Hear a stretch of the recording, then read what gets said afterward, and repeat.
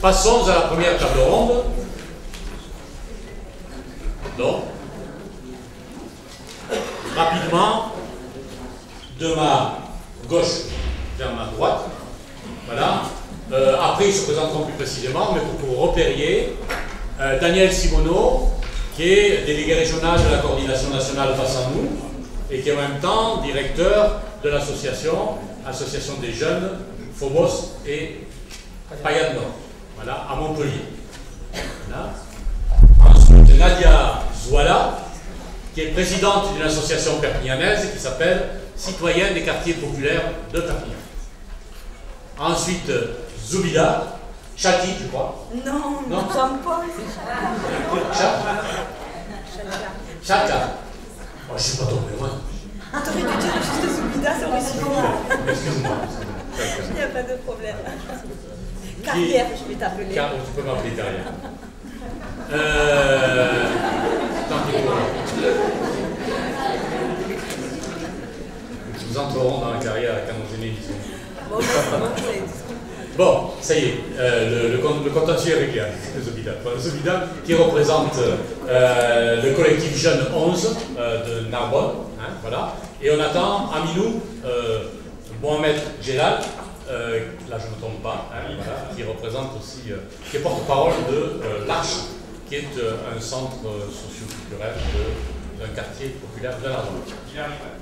Il arrive, très bien. Et moi, je vous propose que quand il arrive, on se lève. Non, on ne va pas lui faire ça. On ne va pas lui faire ça. À moi, on pourrait me le faire, mais à lui. Et ensuite, donc, Cindy Mérabé, qui est secrétaire générale des Francas des Pyrénées-Orientales. Voilà. Et ensuite, Raouf Azouz, qui est directeur de l'association 1000 couleurs, à Nîmes. Et Thierry Vilcoq. Thierry Vilcoq, médiateur participation des habitants au sein de la même association 1000 couleurs, donc à Nîmes, quartier de Tissin. Et je suis également délégué adjoint de Passant. C'est vrai, c'est vrai. Voilà.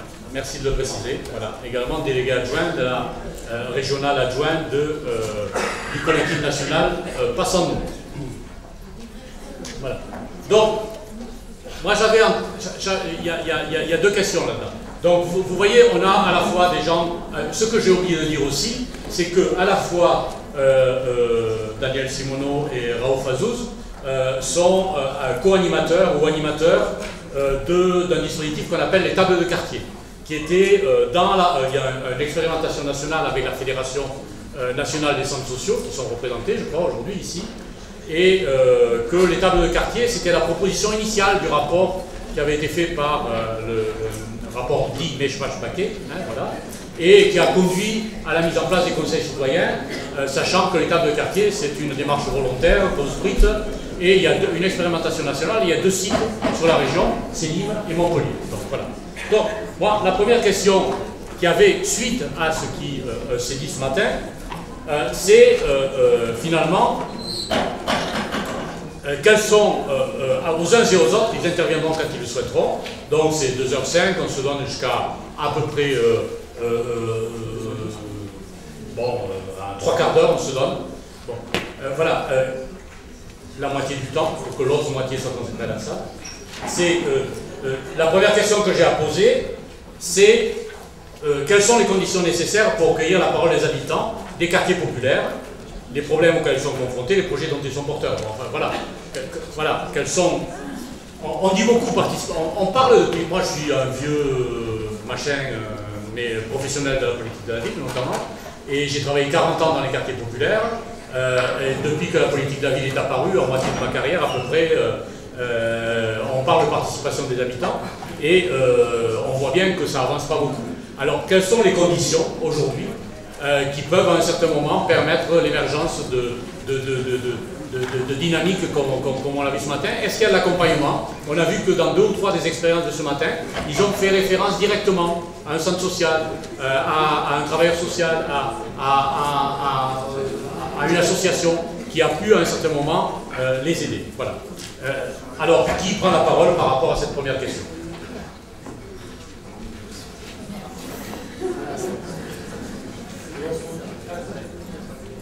Autour de la table, pour Vincent.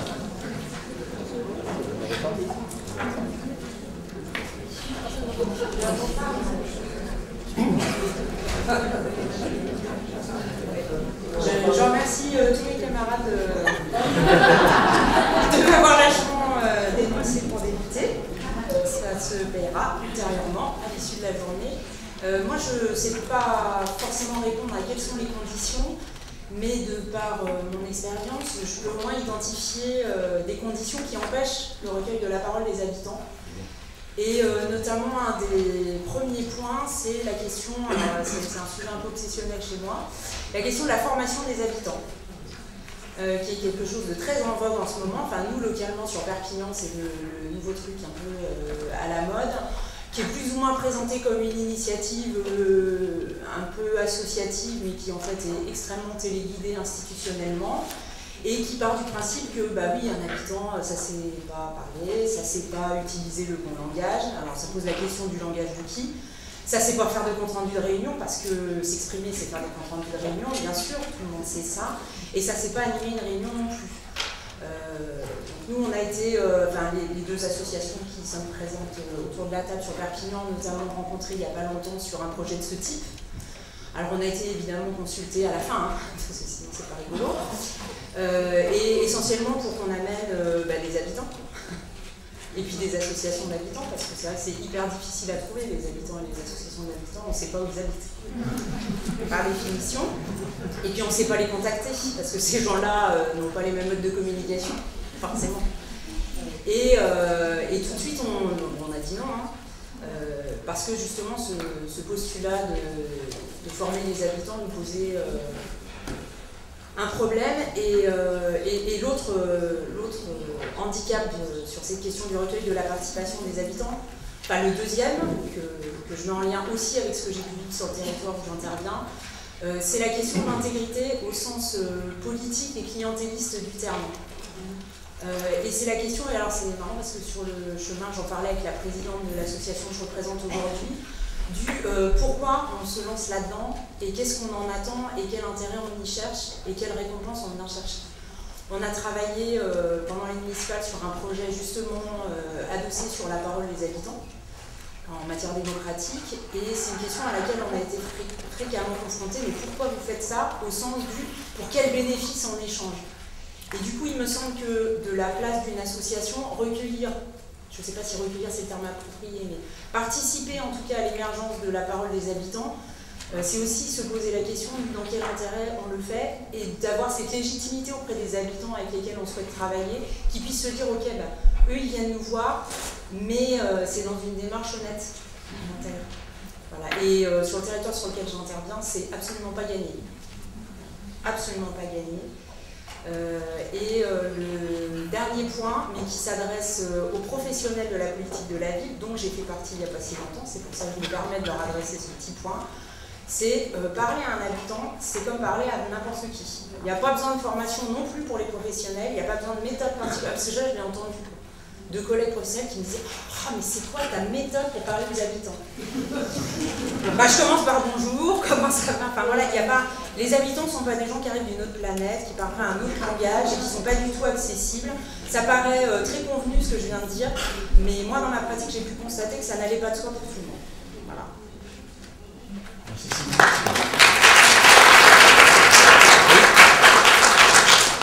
Continuez. Je vais prendre le relais, je vais rester sur Perpignan, comme ça sera plus pratique. Et je pense que j'aurais dû peut-être commencer dans l'ordre, je reviens un petit peu en arrière sur un projet qu'on a mené, donc le Citoyen des quartiers populaires, sur l'émergence de la parole des habitants. À quel moment nous on s'est décidé? C'est forcément pendant une période électorale. Donc jusqu'à présent, l'association existe depuis 2009 et avait tendance jusqu'à présent à inciter les gens à aller s'inscrire sur une liste électorale, à aller voter, voilà, des actions citoyennes classiques, sauf qu'en période électorale, les habitants sont venus nous voir, nous dire mais ok, on veut bien aller voter, mais on va aller voter pour qui? Alors ça c'est un concept qu'on a l'habitude de voir sur les quartiers. Une association va réunir les habitants autour d'elle pour aller lui dire d'aller voter pour tel ou un tel. Nous avons décidé de prendre les choses en main sur cette action-là. On n'a pas voulu attendre que les candidats aux élections municipales viennent nous voir avec leur staff. Nous nous sommes réunis pour leur demander à chacun de venir nous rencontrer. Et nous avons, je vais essayer de faire ça, voilà, je vais essayer d'être rapide pour ne pas prendre trop le temps de la parole. L'idée c'était donc de leur imposer le lieu, la date et l'heure de la rencontre, pour pouvoir, pour être sûr qu'il n'y aura pas une manipulation de telle ou telle personne. Donc c'est vrai que quand on est, donc la démarche a été longue, il a fallu faire le tour des quartiers, aller voir les représentants de telle ou telle association pour leur parler du projet.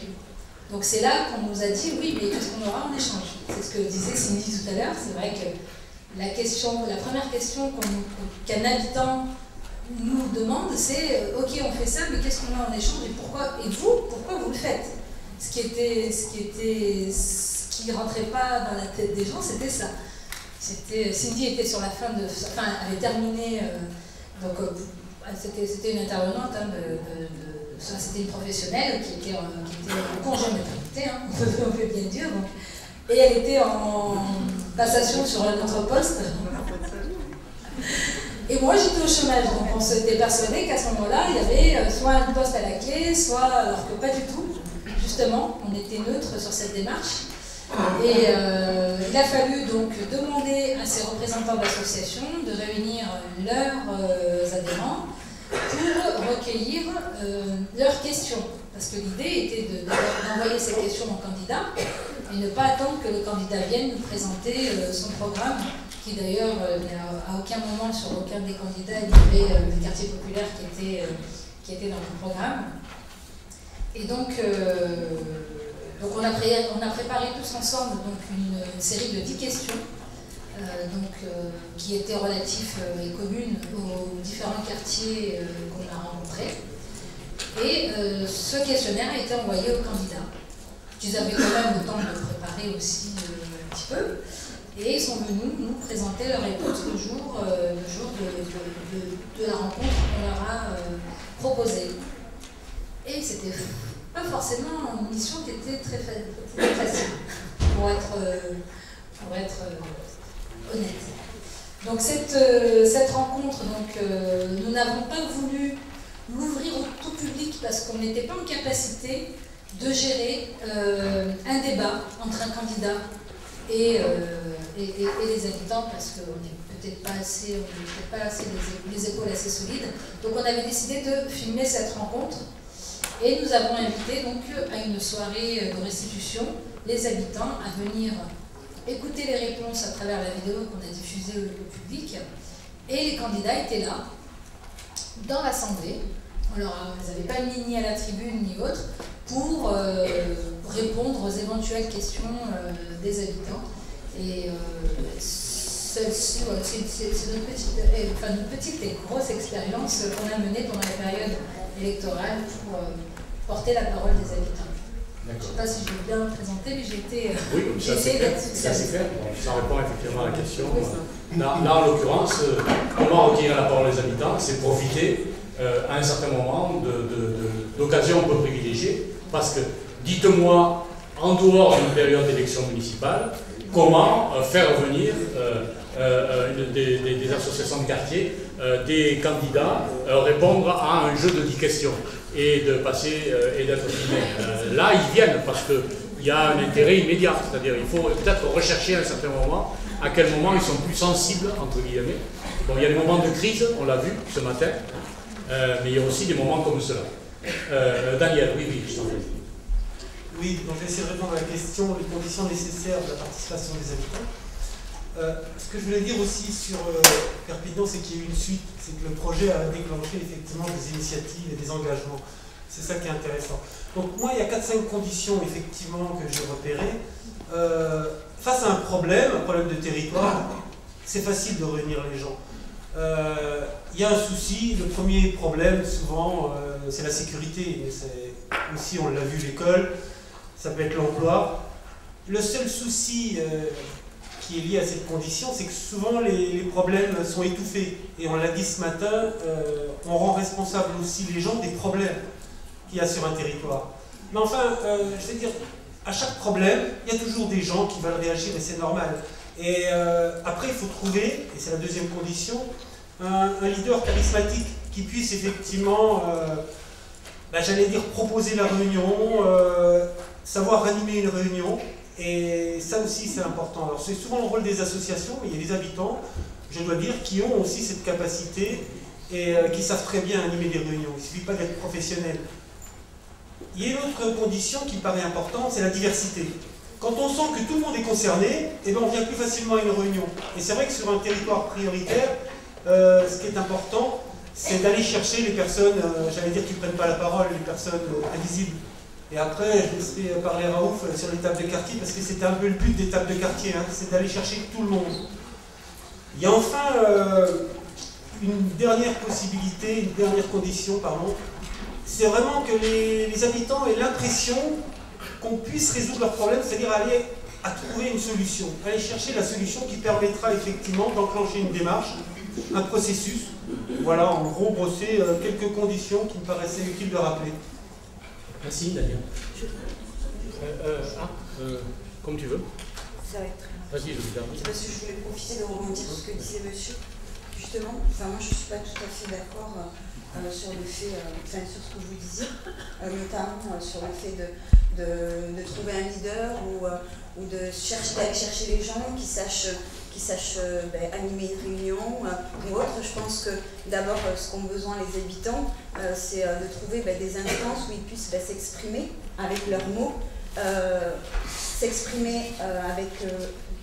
vous m'entendez ? Oui, oui. J'ai la voix qui porte naturellement, je suis sûre que si je ne me sers pas du micro. Pas de menace. Il y a quelqu'un qui se sent visé. Alors, rien. Moi, je disais juste qu'on a besoin, les conditions, à mon sens, qui permettent de favoriser la parole des habitants, c'est justement de les laisser s'exprimer comme ils ont envie, dans des endroits, à définir. Je veux dire, nous, par exemple, le collectif Jeune 11, nous, on s'organise dans notre association, parce qu'aujourd'hui, on a la chance d'avoir des locaux, mais ça peut se faire de différentes manières, et ne serait-ce que même de manière informelle. J'interviens aussi à l'association Marche, et on discute souvent, soit après l'accompagnement à la scolarité des enfants, ou soit entre midi et 2 autour d'un repas. Enfin voilà, et pour autant, on n'attend pas des habitants d'avoir des compétences, si ce n'est les leurs, pour justement qu'ils puissent avoir l'impression que justement il ne faut pas avoir de compétences techniques ou autres pour pouvoir s'exprimer et pouvoir avoir en tout cas faire des propositions sur ce qu'ils vivent au quotidien. Parce que je pense que justement ce qu'ils vivent au quotidien, c'est quand même eux qui sont en première ligne, c'est eux qui le vivent, ils savent de quoi ils parlent et de la manière dont ils le diront. À nous peut-être, acteurs associatifs, de le retranscrire de manière à ce que ce soit compréhensible pour tous, mais la parole des habitants, moi la co-formation, si on perd notre temps à former les habitants sur la manière d'animer ou de réfléchir ou autre, alors, permettez-moi de vous dire qu'on s'égare du problème. Et je veux dire, moi aujourd'hui je suis responsable associatif, mais avant ça j'étais habitante. Et avant que je puisse m'impliquer dans une association, je ne savais rien. Je découvrais tout. C'est-à-dire que tout me paraissait inconnu. Moi quand j'allais dans une réunion, je me disais, mon Dieu, quoi. Qu'est-ce que je fais ici ? Et à la fin, c'est à force de se poser ces questions-là, à force d'aller à l'encontre de ces gens-là, de participer justement à ces rencontres, aux tables de quartier ou autres, que justement l'habitant va choisir ou non de s'impliquer ou seulement de se sentir concerné. Mais on ne peut pas exiger d'un habitant d'avoir les mêmes compétences qu'on reproche à nos bureaucrates, j'ai envie de dire, ou à nos technocrates.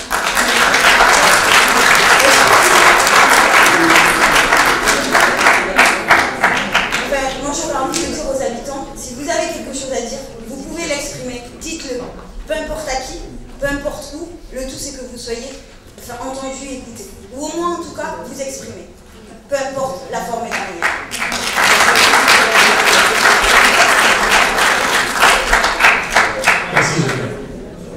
Alors, pour revenir sur les conditions pour un territoire comme le Puy-Sevin qui a été qualifié de quartier en situation d'apartheid, où 13 000 âmes vivent et essaient de vivre ensemble, ce n'est pas chose aisée. Mais en tout cas, les acteurs associatifs mènent le combat tous les jours, un combat pour plus de dignité, et pour cela, qu'est-ce qu'on fait? Donc, on profite des manifestations collectives sur le territoire. Effectivement, dans le quartier populaire, les manifestations comme les fêtes de quartier, les fêtes de voisins, les carnavals et autres, nous permettent effectivement d'aller à la rencontre de ces habitants, de leur expliquer aussi les enjeux qu'il y a sur le territoire, notamment les quartiers qui vont bénéficier de la rénovation urbaine et des autres villes. Effectivement, c'est par le dialogue. Donc, je suis d'accord avec toi quand tu parles effectivement d'espace de vie, d'espace de dialogue, d'espace de vie sociale. C'est vrai que dans nos territoires, dans le quartier populaire, il y a des associations, mais j'ai l'impression que parfois nos associations ont oublié le cœur même de leur projet. C'est vrai que l'éducation populaire, je pense que c'est une des solutions. Ça fait depuis des années. Je pense qu'il faut remettre les outils qui existent, et je pense que toi, tu as bénéficié de l'éducation populaire, tu as pu effectivement te former et apprendre à prendre la parole et à agir. Moi, je pense que, on en parlait ce matin, de l'énergie, il faut énormément d'énergie. Je sais que nous, dans le territoire, il y a des anciens inspecteurs ici qui sont là. Depuis 1999, on n'a pas d'espace de vie sociale, de centre social où effectivement les habitants pourraient venir créer, échanger, créer des projets. Donc voilà, on se réunit, on essaie de mobiliser les acteurs associatifs. Effectivement, il y a du clientélisme, il y en a qui sont là pour eux-mêmes, qui sont pas là pour les habitants. Et voilà, on construit avec 5, 6 associations, 10, 15, 20 habitants. Et nous, notre leitmotiv, c'est vraiment être une veille sociale, informer les habitants des différentes décisions qui vont être prises et comment ils peuvent interagir. Et c'est vrai qu'on a la chance, je passe la parole à mon collègue Thierry, qui est médiateur social et qui a vocation à aller au-devant des habitants et aller chercher les invisibles, ceux qu'on ne voit jamais et qui ont beaucoup de choses à dire, ceux qui ont une expertise d'usage. Et c'est vrai que moi je remercie beaucoup Passant Nous, c'est vrai que Meshmesh et Marianne nous ont invités à Saint-Ouen. C'est vrai que là on s'est repositionné sur vraiment le travail de l'éducation populaire, le travail qu'on doit faire dans les associations. C'est vrai qu'on a toujours répondu à des appels d'offres venant d'en haut pour répondre à des actions. Mais aujourd'hui, je pense qu'il va falloir qu'on revienne au cœur même du métier, c'est-à-dire vraiment, on est là, l'association, au service des habitants. Et les habitants, il faut qu'on arrive effectivement à recréer cette confiance qui, pour beaucoup d'entre eux, ils ont perdu par rapport aux associations. Et c'est vrai qu'une des conditions, c'est déjà l'ancrage, c'est la confiance qui peut exister entre les acteurs associatifs, les habitants, et aussi l'engagement de ces habitants dans ces associations. Et je pense que si on veut faire bouger les choses, et comment faire émerger la parole des habitants, c'est aussi en invitant ces habitants aussi à faire partie de l'association et à donner aussi un engagement important. Parce que bon, les collectifs d'habitants, c'est bien, mais parfois on entend des mauvaises langues qui disent que les habitants ne sont pas en capacité de gérer un budget ou autre chose. Et je pense que la formation, il a raison, on a dit Simone, la formation est très importante dans le rapport Meshmesh, la co-formation est indispensable, à la fois pour les élus, mais aussi pour les habitants. Et dans les futurs conseils citoyens qui vont bientôt émerger, on a besoin d'habitants qui demain seront nos futurs élus. Et je pense que la formation est indispensable. Je suis d'accord, mais bon, je rajoute aussi le fait que quand vous dites qu'il faut aller chercher des habitants qui sont invisibles, je veux dire, à un moment donné, tous les habitants n'ont peut-être pas envie d'être allés, qu'on aille toquer à leur porte et de leur dire toi tu es habitant, il faut absolument que tu t'investisses et que tu comprennes les enjeux de notre territoire. Sinon, non, c'est pas possible. Je veux dire, les habitants qui veulent s'investir à un moment donné et connaître les enjeux de leur territoire, ils viennent à notre rencontre. Il faut aller vers eux. Oui, mais après ensuite à nous aussi de créer des instances qui permettent aussi. Des contacts avec pratiquement toutes les associations. On a la chance, nous, au sein des Mille Couleurs, d'avoir des travailleurs sociaux qui organisent des ateliers sociolinguistiques. Et donc c'est dans toutes ces réunions qu'il a fallu d'abord vendre notre projet, gagner leur confiance, et après, d'eux-mêmes, ils revenaient, ils m'invitaient. Aujourd'hui, je suis invité par les associations qui me disent « Thierry, viens nous expliquer ce que c'est, viens nous expliquer comment on peut faire remonter notre ressenti ». C'est avec eux qu'on a élaboré un questionnaire, et aujourd'hui, ce sont justement les gens qui participent à ces réunions associatives qui vont chercher, parce que moi je ne les connais pas, il y a 17 000 habitants, 12 000 sur Pisevin. Moi je ne connais pas les gens qui sortent pas.